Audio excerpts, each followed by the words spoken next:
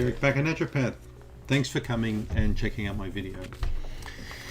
These are all short videos regarding omega-3. I hope you do like them, and please search for an omega topic. If you've got an omega question, look on the playlist or just do a search on my channel and you'll probably find I've completed a video on that question.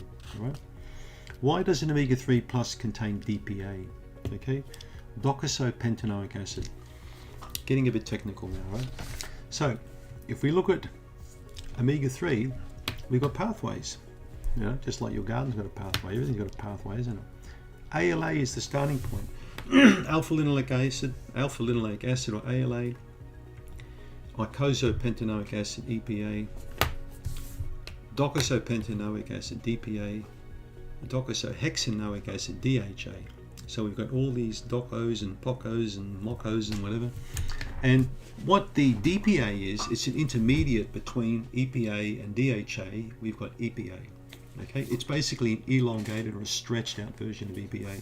Scientists got all excited years ago when they studied the Inuits in Greenland, particularly indigenous people who live there, who have very high levels of EPA, DHA, and you know, all the fatty acids, DPA, in their blood, in their bloodstream.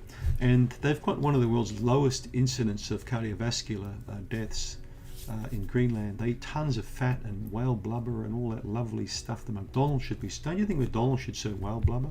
I think they should. I think we get a lot of skinny people in California if they got the burgers and fries off the menu and put all the Greenland Inuit food there and for a while. I reckon it'd be a great idea. Anyway, we're talking about the DPA. The jury is still out. All right, the jury is still out. So the omega-3 index has got to do with the red blood cell levels of EPA and DHA. So it's a particularly international index was set up to study omega, but they found the DPA didn't really have a place in the index. Okay, it's not really validated enough yet to know if it's going to be of significant benefit for human health or not, because it's an intermediate. So if you're going to be taking in a very good quality fish oil like the omega-3 plus, like this product here, you're probably going to be taking in plenty of DPA by default because the product contains lots of EPA and lots of DHA, so it will contain DPA. Right? Highly purified fish oils may not contain DPA because they'll be sorted according to EPA and DHA and they'll cut out the rest. But there's a lot of intermediate omegas in the pathway, much more than I'm telling you now. It's much more complicated, okay? Purified DPA is available, and DPA is a precursor of a biologically active molecule, but much remains to be learned about the effects of DPA in humans. In epidemiological studies, red blood cell DPA levels did not predict risk for total mortality, sudden cardiac death, or relevant cardiovascular events. Okay, so what they're basically saying here is the jury's still out. They couldn't link having more DPA in your diet to a lower risk of things.